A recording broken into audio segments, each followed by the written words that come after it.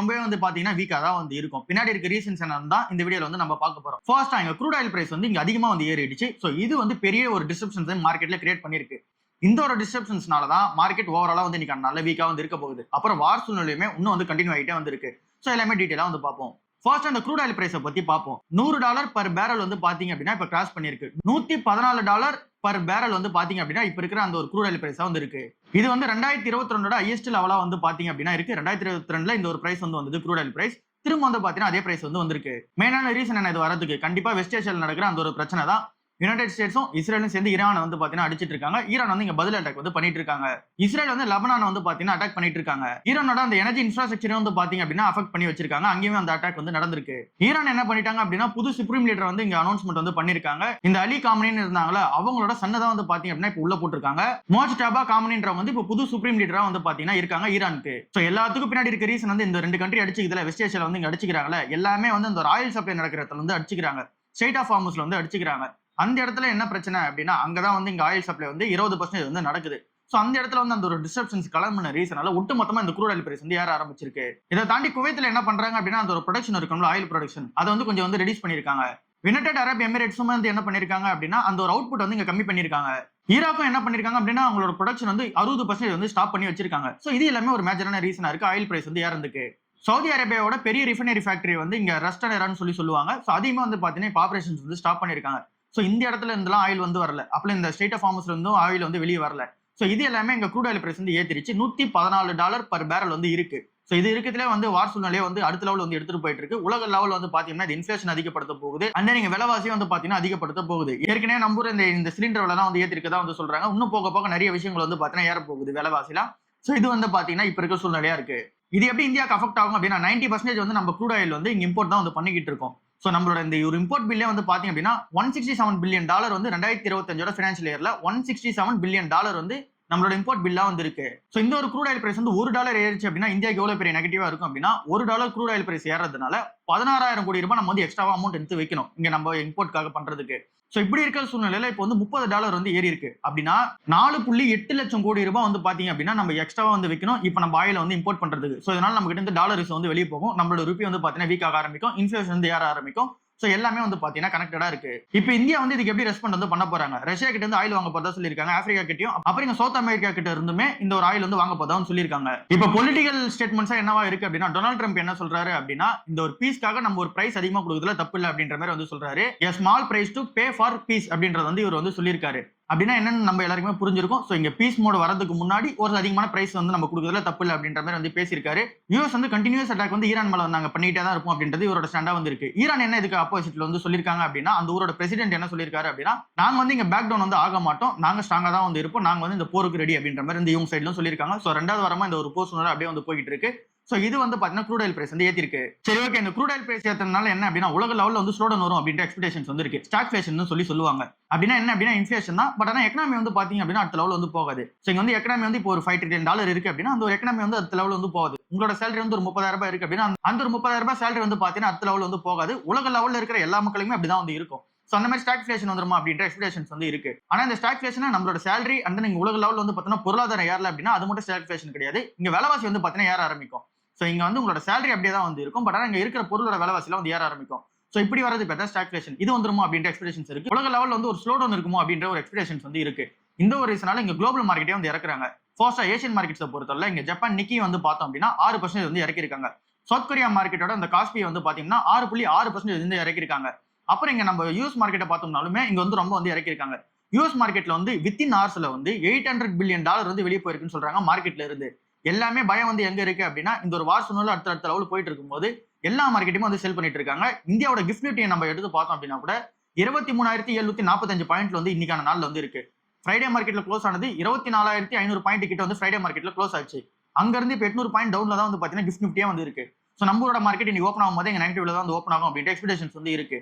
So இந்த மாதிரி உலக லெவல்ல வந்து இந்த சூழ்நிலை வந்து இருக்கு. அடுத்ததான் இந்த ஒரு ஏஐ டிஸ்ட்ரப்ஷன்ஸ் வந்து அடுத்த லெவல் வந்து போய்கிட்டு இருக்கு. இந்த ஒரு உலக சூழ்நிலை வந்து இப்படி இருக்கும்போது இங்க ஏஐல ஸ்பெண்ட் பண்ணணும்னு சொன்ன அந்த கம்பெனிஸ் எல்லாமே டேட்டா சென்டர்ஸ்ல இன்வெஸ்ட்மெண்ட் பண்ண போறதா இல்ல அப்படின்ற மாதிரி வந்து சொல்லிருக்காங்க. ஃபார் எக்ஸாம்பிள் ஓப்பன் ஏஐ ஆரக்கல்லாம் வந்து பாத்தீங்கன்னா டேட்டா சென்டர்ஸ்ல பெரிய இன்வெஸ்ட்மெண்ட் வந்து பண்ண போறதா சொல்லியிருந்தாங்க. அவங்க வந்து இந்த ஒரு ஃபேஸ்ல வந்து இப்ப பண்ண தேவையில்ல கொஞ்சம் வந்து போஸ்ட்போன் பண்ணுவோம் இல்ல அப்படின்னா கேன்சல் பண்ணுவோம் அப்படின்ற மாதிரி வந்து முடிவு எடுத்திருக்கதா சொல்றாங்க. சோ ஒட்டுமொத்தமா வந்து பாத்தீங்கன்னா ஸ்லோ டவுன்ல வந்து இருக்கு. சோ இதெல்லாம் ஒரு பக்கம் இருக்கா, இப்ப டாரிஃபோட அந்த அன்சர்டினிட்டி வந்து கண்டினியூ ஆகிட்டு இருக்கு. இங்க ஸ்காட் பெசன்ட்னு இருக்கார்ல, சோ அவர் வந்து என்ன சொல்றாரு அப்படின்னா 15% அந்த ஒரு டாரிஃப் வந்து போடுன்னு சொல்லியிருந்தார்ல, அது வந்து சீக்கிரமா வந்துரும் அப்படின்ற மாதிரி வந்து சொல்லியிருக்காரு. ஏற்கனவே 10% இந்த டாரிஃபே வந்து பாத்தீங்கன்னா ஹர்ட் பண்ணிட்டு இருக்கு. இன்னொரு 15% வந்து ஏத்த போறோம்னு வந்து சொல்லியிருக்காரு. சோ ஒட்டு மொத்தமா வந்து இங்க மார்க்கெட்டுக்கு இங்க சாதகமான நியூஸே வந்து கிடையாது. வார் சூழ்நிலை எல்லாம் வந்தது, உலக லெவல்ல வந்து பாத்தீங்கன்னா இந்த மாதிரி சூழ்நிலை இருக்கு அப்படின்னா அது வந்து ஷேர் மார்க்கெட் வந்து இங்க பெஸ்டான டைம் வந்து கிடையாது. சோ ஷேர் மார்க்கெட் எப்ப பெஸ்டான டைம் அப்படின்னா உலக லெவல்ல வந்து அடுத்த டெவலப்மெண்ட் நடந்து எல்லாருமே மக்கள் எல்லாருமே பீஸ்ஃபுல்லா இருந்தாங்க அப்படின்னா ஷேர் மார்க்கெட் அடுத்த லெவல் வந்து போகும். இந்த மாதிரியான சூழ்நிலைகள் வந்து இருக்கும்போது கோல்டு அண்ட் சில்வர் தான் ஒரு பெரிய பிளஸா வந்து இருக்கும். இன்னைக்கான நல்ல கோல்டு அண்ட் சில்வர் என்ன இருக்கு அப்படின்னு சொல்லி பார்க்கும்போது கொஞ்சம் வந்து இறங்கி இருக்கு. நேத்துக்கான நாள்லயுமே கோல்டு அண்ட் சில்வர் வந்து இறங்கி இருக்கு. கோல்ட பொறுத்தவரை $5172 வந்து பாத்தீங்க அப்படின்னா இன்னைக்கான ரேட்டா வந்து இருக்கு. சோ இதை நம்ம ஊர் கணக்குல பார்த்தோம் அப்படின்னா 22 கேரட் வந்து 15,000 வந்து இருக்கு. 24 கேரட் வந்து 16,000 மேல வந்து இருக்கு. இங்க வந்து கோல்டோட பிரைஸ் வந்து லாஸ்ட் ஒரு 1 வீக்கா பெரிய அப்ஸ் அண்ட் டவுன்ஸ் வந்து போகல. நேத்துக்கான நாள்ல கொஞ்சம் வந்து விழுந்திருக்கு. இன்னைக்கான நாள்லயும் கொஞ்சம் வந்து விழுந்திருக்க மாதிரி தான் இருக்கு. ஆக்சுவலா இந்த மாதிரி போஸ்ட் சூழ்நிலை இருக்கும்போது கோல்டு வந்து அடுத்த லெவல் வந்து ஏறிட்டே போகும். பட் ஆனா இப்போ வந்து ஏறல. அது பின்னாடி இருக்க ரீசன் என்ன அப்படின்னா ஏற்கனவே பீக் வந்து போயிடுச்சு. சோ அங்க இருந்து தான் இப்போ வந்து விழுந்திருக்கு. போன வருஷமா அந்த ஒரு ரேலி வந்து சப்போர்ட் பண்ற மாதிரி நல்லா வந்து ஏத்திட்டாங்க கோல்ட. சோ அதனால அது ஒரு சப்போர்ட் லெவல் மெயின்டைன் பண்ணிட்டே வந்துட்டே இருக்கு. அந்த ஸ்பைக்ல இருந்து கீழ வந்து இறங்கி இருக்குல, சோ அந்த ஒரு ஸ்பைக் திரும்ப வந்து பாத்தீங்கன்னா போறதுக்கான அந்த ஒரு சப்போர்ட் வந்து பாத்தீங்கன்னா தேடிட்டு இருக்கு. சோ இதுதான் வந்து பாத்தீங்கன்னா கோல்டுல இருக்க விஷயமா இருக்கு. சில்வருமே வந்து பாத்தீங்கன்னா அப்படிதான் வந்து இருக்கு. இப்போ நம்ம எல்என்டி ஷேர் பத்தி பாப்போம். 8% வந்து நேத்துக்கான நாள்ல வந்து இறங்கி இருக்கு. மேல இறங்கிறதுக்கான சான்சஸ் இன்னைக்கான நாள்லயுமே இறங்கிறதுக்கான சான்சஸ் ஏவே வந்து இருக்கு. பின்னாடி இருக்க ரீசன் என்ன அப்படின்றத டெப்தா வந்து பாப்போம். அப்புறம் இந்த ஸ்டாக் எப்ப கன்சிடர் பண்ணலாம் அப்படின்னா இப்போ 3900 பிரைஸ்ல வந்து இருக்கு. எப்போ 3500 கீழ வந்து போகுதோ அப்போ வந்து பிரைஸ் ரேஞ்ச் வந்து 29, 28 கிடைச்சது அப்படின்னா அந்த டைம்ல கன்சிடர் பண்ணிக்கலாம். இப்ப 31 வந்து இருக்கு. சரி ஓகே, இப்போ ஏன் அந்த ஷேர் இறங்குது அப்படின்னு சொல்லிட்டு பார்ப்போம். இந்த ஒரு வார் சூழ்நிலை வந்து போயிட்டு இருக்குல, யுனைடெட் ஸ்டேட்ஸ், இஸ்ரேல், ஈரான் இந்த ஒரு வார் சூழ்நிலை வந்து போயிட்டு இருக்கு. இது எல்லாமே வெஸ்ட் ஏசியால நடந்துட்டு இருக்கு. வெஸ்ட் ஏசியால இருந்தா இந்த கம்பெனிக்கு அதிகமான ரெவன்யூ வந்து வந்துகிட்டு இருக்கு. ஃபார் எக்ஸாம்பிள் இந்த கம்பெனியோட அந்த ஒரு ஆர்டர் புக் நம்ம பார்க்கும்போது 7.33 லட்சம் கோடி ரூபாய் வந்து பாத்தீங்க அப்படின்னா டோட்டல் ஆர்டர் புக்கா இருக்கு. அதுல 49% இன்டர்நேஷனல் மார்க்கெட்டா இருக்கு. 51% இந்தியா மார்க்கெட்டா வந்து இருக்கு. அந்த ஒரு 49% இன்டர்நேஷனல் மார்க்கெட் வந்து சொன்னோம்ல, அதுல இங்க 75% மேல வந்து மிடில் ஈஸ்ட்ல இருந்தா வந்து வருது. சோ இன்டர்நேஷனல் மார்க்கெட்ல அதிகமா சம்பாதிக்கிறாங்க. பாதி அமௌண்ட் வந்து அங்க சம்பாதிக்கிறாங்க. ஆர்டர் புக் வந்து வச்சிருக்காங்க. அதுல முக்காவாசி வந்து இந்த மிடில் ஈஸ்ட்ல இருந்து தான் வந்துட்டு இருக்கு. ரெவன்யூ வந்து எவ்வளவு வருது அப்படின்னா இந்த ஒரு 9 மந்த்ல பினான்சியல் 2026 இந்த ஃபர்ஸ்ட் 9 மந்த்ல 3.4 லட்சம் கோடி ரூபாய் வந்து பாத்தீங்க அப்படின்னா டோட்டல் ஆர்டர் இன்ஃப்ளோவா வந்து இருக்கு. அதுல 33% இந்த மிடில் ஈஸ்ட்ல இருந்தா வந்து வந்திருக்கு. டோட்டலா இந்த கம்பெனி ரெவன்யூ மேக் பண்ணுவாங்கல, அதுல 34% இந்த மிடில் ஈஸ்ட்ல இருந்தா வந்து பாத்தீங்கன்னா இந்த கம்பெனிக்கு வந்து வருது. டோட்டல் ரெவன்யூ வந்து 2 லட்சம் கோடியா இருக்கு. அதுல 34% மிடில் ஈஸ்ட்ல இருந்தா வந்து வருது. சோ இந்த ஒரு வார் சூழ்நிலை எப்படி எல்என்டிக்கு வந்து பிரச்சனையா இருக்கும் அப்படின்னா இந்த ஒரு ஷிப்பிங் எல்லாமே பண்ணணும்ல. கண்டிப்பா இந்த ஒரு எல்என்டி ப்ராஜெக்ட்ஸ் பத்தி நம்ம எல்லாருக்குமே தெரியும், இன்ஃப்ராஸ்ட்ரக்சர் ப்ராஜெக்ட்ஸ் தான் வந்து இருக்கும். சோ அப்படி இருக்கும்போது அந்த இடத்துல வந்து வேலையாட்கள் வந்து போகணும். பட் ஆனா இந்த மாதிரி வார் சூழ்நிலை இருக்குமே வேலையாட்கள் போய் வேலை செய்ய முடியாது. அது வந்து ஃபர்ஸ்ட். ரெண்டாவது அது எல்லாமே மெட்டீரியல் வந்து தேவை. அந்த ஒரு மெட்டீரியல் எல்லாமே எடுத்து போய் அந்த ஒரு சைட்ல வந்து வைக்கணும். இது வந்து செகண்ட். சோ இது ரெண்டுமே வந்து பாத்தீங்கன்னா இவங்களால வந்து இப்ப பண்ண முடியாம வந்து இருக்காங்க. கிட்டத்தட்ட 12,000 இருந்து 15,000 எம்ப்ளாயிஸ் வந்து அதாவது எல்என்டியோட எம்ப்ளாயிஸ் வந்து மிடில் ஈஸ்ட்ல வந்து வேலை செஞ்சுக்கிட்டு இருக்காங்க. சோ அவங்க எல்லாருமே வந்து பாத்தீங்கன்னா இப்ப வேலைக்கு போகாம இருந்தாங்க அப்படின்னா இந்த கம்பெனிக்கு வந்து பிரச்சனை தானே. அந்த ஒரு ப்ராஜெக்ட் டிலே ஆச்சு அப்படினால இந்த கம்பெனிக்கு பிரச்சனை தானே. சோ அதுதான் வந்து பாத்தீங்கன்னா இப்ப இருக்க சூழ்நிலையா வந்து இருக்கு. அப்புறம் நிறைய கான்ட்ராக்ட்ஸ் வந்து இங்க போஸ்ட்போன் ஆகிறதுக்கான சான்சஸ் இருக்கதா சொல்றாங்க. இல்ல அப்படின்னா கேன்சல் ஆகிறதுக்கான சான்சஸே வந்து இருக்கதா வந்து சொல்றாங்க. சோ இது எல்லாமே எல்என்டிக்கு வந்து ஒரு பெரிய செட்பேக்கா வந்து இருக்க போகுது. இந்த கம்பெனியோட ஏர்னிங்ஸ்ல 10 இருந்து 12% இதனால அஃபெக்ட் ஆகும் அப்படின்ற மாதிரி வந்து சொல்றாங்க. எபிட்டா மார்ஜின் இப்ப கரண்டா வந்து 7.9% வந்து இருக்கு. எபிட்டா மார்ஜின் வந்து இப்ப 7.9% வந்து இருக்கு. அந்த ஒரு எபிட்டா மார்ஜின் வந்து இன்னும் கொஞ்சம் அடி வாங்கும்னு சொல்றாங்க. ஏற்கனவே இந்த கம்பெனியோட டார்கெட் வந்து 8.5 வந்து இங்க எபிட்டா மார்ஜின் வந்து மெயின்டைன் பண்ணணும்ன்றது டார்கெட்டா இருக்கு. பட் ஆனா இப்போ இந்த ஒரு வார் சூழ்நிலையினால இது எல்லாமே இறங்குறதுக்கான சான்சஸ் வந்து இருக்கு. சோ ஓவராலா எல்என்டி வந்து இந்த மாதிரியான பிரச்சனை வந்து ஃபேஸ் பண்ண போறாங்க. சோ இதனால வந்து பாத்தீங்கன்னா ஏர்னிங்ஸ் வந்து அஃபெக்ட் ஆக போகுது. அதனால இந்த ஷேர் வந்து இறக்குனாங்க அப்படின்னா அந்த டைம்ல நம்ம கன்சிடர் பண்ணிப்போம். 3,500 கீழ போகும்போது நம்ம வந்து கன்சிடர் பண்ணிப்போம். சோ இப்போ எல்என்டி வந்து ஃபுல்லாவே நெகட்டிவா தான் இருக்கான்னு கேட்டீங்க அப்படின்னா ஒரே ஒரு இடம் மட்டும் பாசிட்டிவா வந்து இருக்கு. ஹைடெக் இன்ஜினியரிங் மட்டும் பாசிட்டிவா இருக்கு. இந்த ஒரு ஏரோஸ்பேஸ் டிஃபென்ஸ் இதுல இருந்து மட்டும் ஆர்டர் புக்கா 37,900 crores வந்து பாத்தீங்கன்னா இது வந்து ஆர்டர் புக்கா வந்திருக்கு. சோ இது வந்து ஒரு பக்கம் வந்து இந்த கம்பெனிக்கு ஒரு பிளஸ் பாயிண்டா தான் வந்திருக்கு. பட் ஆனா மெஜாரிட்டி வந்து மிடில் ஈஸ்ட்ல இருந்தா வந்து வருது. சோ இது வந்து எல்லாமே பிளஸ் அண்ட் மைனஸா வந்து இருக்கு. சோ இந்த கம்பெனி இறங்கும்போது நம்ம வந்து கன்சிடர் பண்ணிப்போம். டாடா பவரோட அந்த ஒரு முந்த்ரா பிளான்ட் வந்து இருக்குல்ல, சோ அதை வந்து பாத்தீங்க அப்படின்னா ரீஸ்டார்ட் பண்ற பிளான் வந்து இருக்குதா வந்து சொல்றாங்க. இந்த ஒரு மார்ச் எண்டுக்குள்ள ரீஸ்டார்ட் பண்ணிடுவோம் அப்படின்ற மாதிரி வந்து சொல்லியிருக்காங்க. என்ன ரீசனால இவங்க வந்து இதை ஸ்டாப் பண்ணி வச்சிருக்காங்க அப்படின்னா ஜூன் 2025 அப்ப இதை வந்து ஸ்டாப் பண்ணாங்க. கோலோட பிரைஸ் வந்து ஏறிடுச்சு. கோலோட பிரைஸ் ஏறின ரீசனால இவங்களால வந்து பாத்தீங்க அப்படின்னா அவங்க வந்து ரெவன்யூ பண்ற அளவுக்கு அந்த ப்ராஃபிட் மேக் பண்ற அளவுக்கு இங்க வந்து இங்க அவுட்புட் வந்து கொடுக்க முடியாது. ஃபார் எக்ஸாம்பிள் இப்ப பவர் வந்து தயாரிக்கிறதுக்கு இவ்வளவு அமௌண்ட் தேவைப்படுது அப்படின்னா இவங்க ப்ராஃபிட் வச்சு விற்கலாம் அப்படின்னு சொல்லிட்டு ஒரு பிளான் வந்து வச்சிருப்பாங்கல்ல, அந்த அளவுக்கான பவர் யூனிட் வந்து இவங்களால வந்து கொடுக்க முடியாது. ஏன் அப்படின்னா கவர்மெண்ட் தான் அதிகமா வந்து வாங்க போகுது. கவர்மெண்ட் வந்து இவ்வளவுதான் அந்த பவர் யூனிட்காக கொடுப்போம்னு சொன்னாங்க அப்படின்னா அதை வந்து இங்க டாடா பவரால வந்து எதுவும் சொல்ல முடியாது. சோ அதனால டாடா பவர் வந்து இந்த அளவுக்கான பிரைஸ்ல கொடுத்தாங்க அப்படின்னா உங்களுக்கு கட்டுப்படி ஆகாதுன்ற மாதிரி அவங்களோட ப்ரொடக்ஷன் வந்து இங்க ஸ்டாப் பண்ணி வச்சிருக்காங்க. முந்த்ரா தெர்மல் பவர் பிளான்ட் வந்து இருக்குதுல பெரிய பிளான்ட் குஜராத்ல வந்து இருக்கு. அதே வந்து பாத்தீங்க அப்படின்னா இப்ப ஸ்டாப் பண்ணி வச்சிருக்காங்க. இவங்களோட அந்த ஒரு அக்ரிமெண்ட் படி இங்க நிறைய ஸ்டேட்ஸ்க்கு வந்து பாத்தீங்கன்னா இவங்க பவர் வந்து கொடுக்கணும். குஜராத், ராஜஸ்தான், மும்பை இந்த மாதிரி நிறைய ஸ்டேட்ஸ்க்கு வந்து பாத்தீங்க அப்படின்னா இவங்க வந்து இந்த பவர் சப்ளை வந்து கொடுக்கணும்.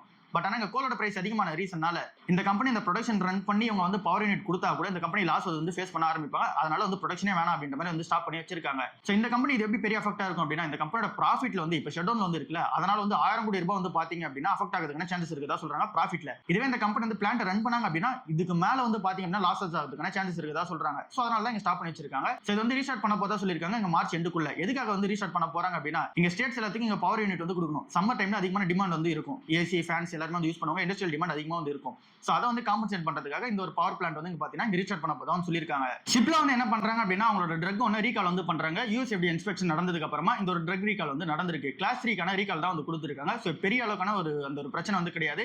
கிளாஸ் 3 ரீகால் அப்படின்னா அந்த ஒரு ட்ரக் யூஸ் பண்ணிக்கிட்டாங்க அப்படின்னா கொஞ்சம் வந்து பாத்தீங்கன்னா ஹெல்த் இஷ்யூஸ் வரதுக்கான சான்சஸ் இருக்கு. பெரிய லெவலான அஃபெக்ட் வந்து கிடையாது.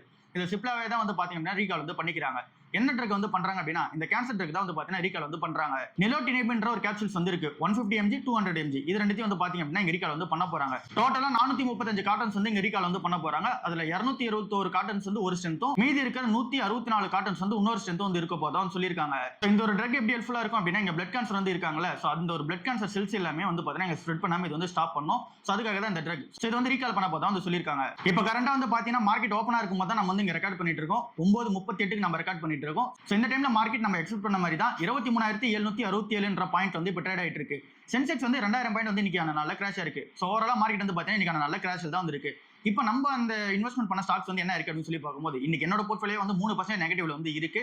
ஓவரால் போர்ட்ஃபோலியோ வந்து சொல்லிட்டு இருக்கேன். சோ இங்க நம்ம இன்வெஸ்ட்மெண்ட் பண்ண ஸ்டாக்ஸ் என்ன இருக்கு அப்படின்னு சொல்லி பார்ப்போம். அமர் ராஜா 2% மேல வந்து டவுன் ஆயிருக்கு. டாக்டர் ரெட்டி 1% வந்து டவுன் ஆயிருக்கு. ஃபினாலக்ஸ் வந்து பெருசா வந்து அஃபெக்ட் ஆகல. ஃபினாலக்ஸ் கேபிள்ஸ் கோல்டு பீஸ் பொறுத்தவரை அதுமே வந்து பாத்தீங்கன்னா பெருசா ராலி ஆகல, டவுன் வந்து ஆகல.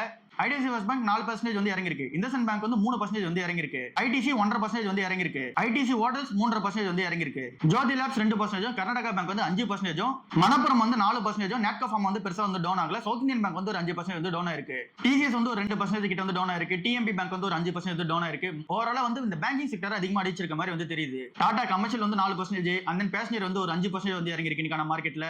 ஜைடஸ் வந்து ஒரு 2% வந்து இறங்கி இருக்கு. சோ ஓவராலா நிறைய ஸ்டாக்ஸ் வந்து பாத்தீங்கன்னா இன்னைக்கான நல்லா இறங்கிட்டு தான் இருக்கும். நம்ம கன்சிடர் பண்ண ஸ்டாக்ஸா இருக்கட்டும் இல்ல ஓவரால் போர்ட்ஃபோலியோ வந்து பாத்தீங்க அப்படின்னா இறங்கிட்டு தான் இருக்கும். சோ இங்க மந்த் ஸ்டார்டிங்ல நீங்க இன்வெஸ்ட்மெண்ட் வந்து ஃபுல்லா பண்ணிட்டீங்க அப்படின்னா பேனிக் ஆக வேணா. இப்போ இந்த டைம்ல வந்து பாத்தீங்கன்னா உங்க ஃபோம் வந்து கிரியேட் பண்ணிக்க வேணா. சோ வெயிட் பண்ணிட்டு நம்ம பொறுமையா வந்து கன்சிடர் பண்ணோம். நமக்கு வந்து பாத்தீங்கன்னா டைம் வந்து இருக்கு. சோ இதே மாதிரி வால்சூன்ல கண்டினியூ ஆகும்போது நமக்கு வந்து பாத்தீங்கன்னா மார்க்கெட்ல ஆப்பர்ச்சுனிட்டிஸ் வந்து இருந்துட்டே தான் இருக்கும். அந்த டைம் வந்து கன்சிடர் பண்ணிக்கலாம். இப்போ வந்து உங்ககிட்ட மணி இருக்கு அப்படின்னும் போது எல்லா ஸ்டாக்ஸும் வந்து இறங்கி இருக்குல்ல. சோ எல்லாத்துலயும் ஒன்னொன்ற மாதிரி வந்து கன்சிடர் பண்ணுங்க. இன்னும் இந்த வாரம் ஃபுல்லாவே வந்து பாத்தீங்கன்னா இங்க டென்ஷன்ஸ் வந்து அப்படியே எஸ்கலேட் வந்து ஆயிட்டு தான் வந்து இருக்கு.